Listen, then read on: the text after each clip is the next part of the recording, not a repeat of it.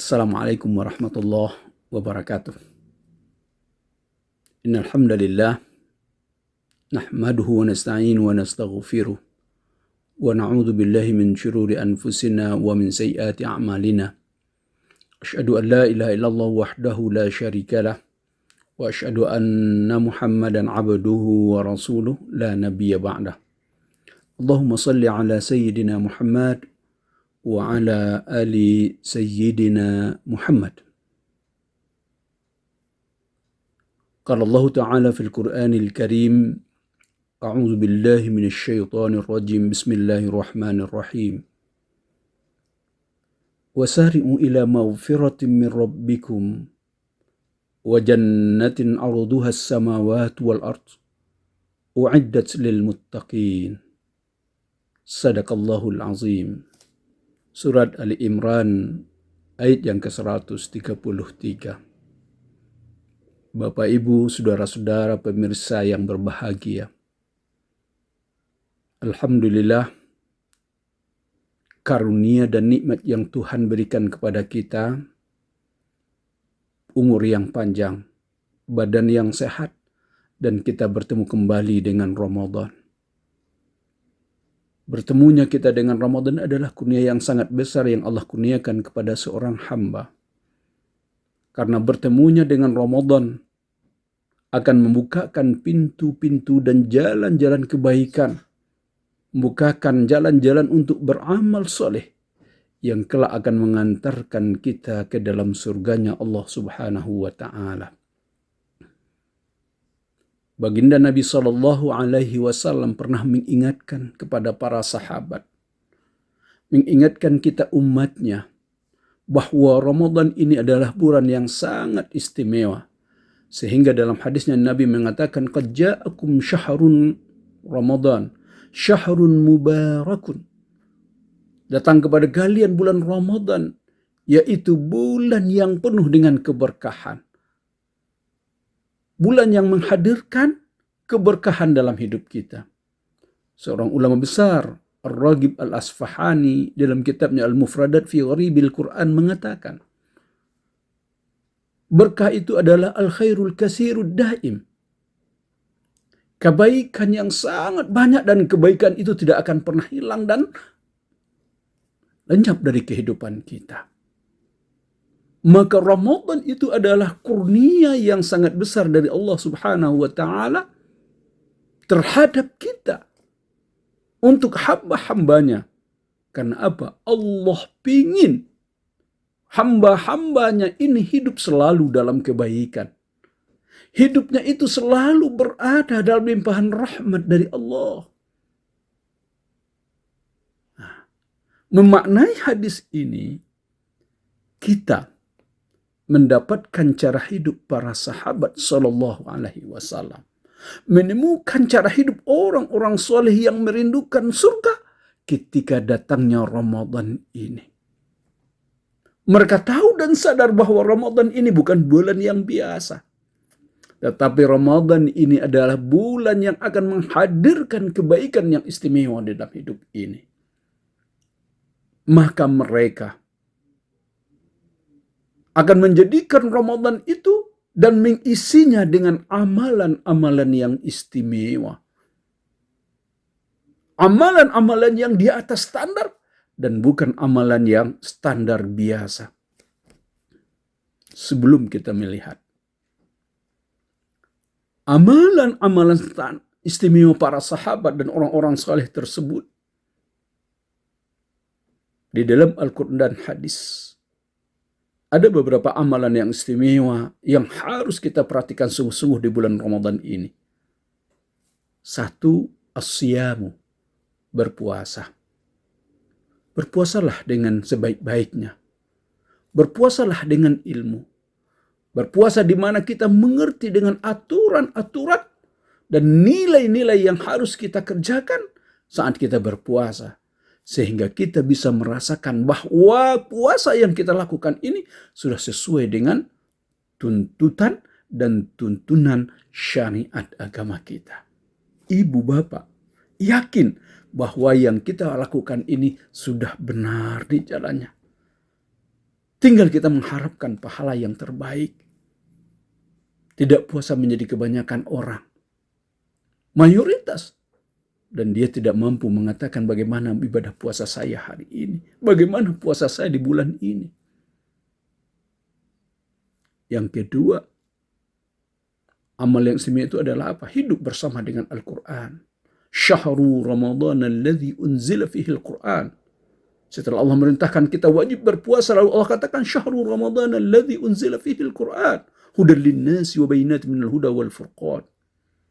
Pada bulan Ramadan ini aku turunkan Al-Quran, kata Allah. Penjelasan tentang turunnya Al-Quran mempunyai kaitan yang sangat erat dengan apa? Dengan ibadah puasa yang sedang dikerjakan oleh seorang hamba. Seorang hamba yang sedang berpuasa bila ingin mencapai derajat takwa, kesempurnaan ibadahnya di bulan Ramadan, dia tidak boleh jauh dari Al-Quran. Hendaklah hari-harinya bersama dengan Al-Quranul Karim. Lalu yang ketiga amalan itu adalah apa? Ad-du'a. Wa idza sa'alaka ibadi anni fa inni qarib ujibu da'watad da'i idza da'an.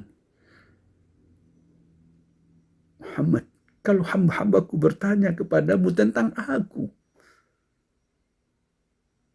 fa inni qarib, jawab dan jelaskan kepada mereka, saya itu dekat dengan mereka dan saya akan mengabulkan doa-doa mereka. Bapak Ibu yang mulia, ketika Allah menjelaskan tentang ayat ini bahwa Allah akan mengabulkan doa, artinya apa? Orang-orang yang berpuasa dianjurkan sekali untuk apa? Memperbanyak doa-doanya di bulan Ramadan. Bahkan Nabi SAW memerintahkan kita untuk berdoa di waktu-waktu tertentu. Selama Ramadan ini, selama kita berpuasa, itu adalah doa-doa yang mustajab.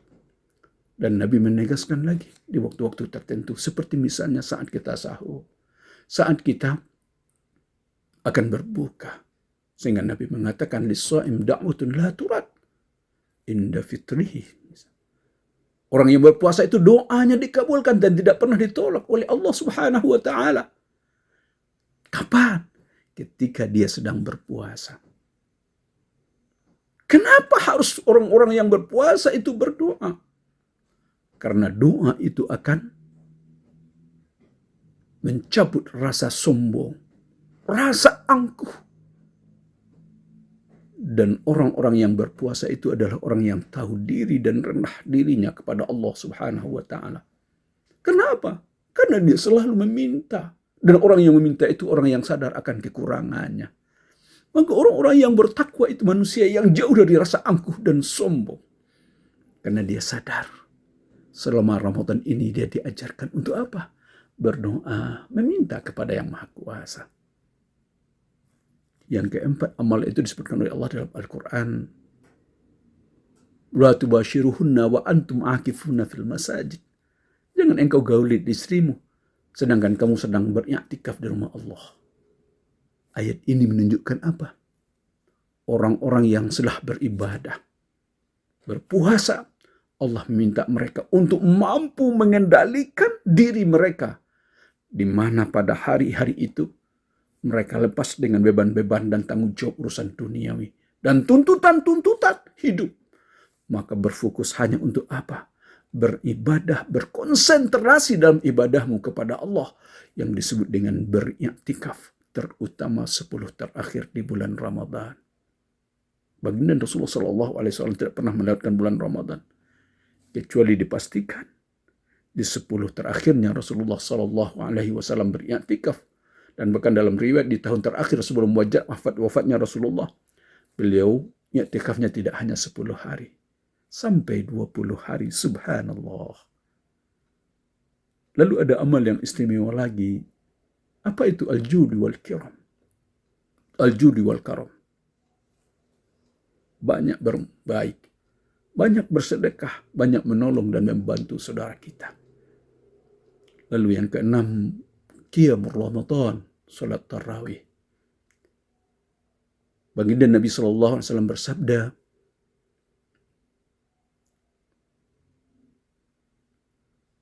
Man qama ramadhana imanan wa ihtisaban ghufira lahu ma taqaddama min dhanbihi.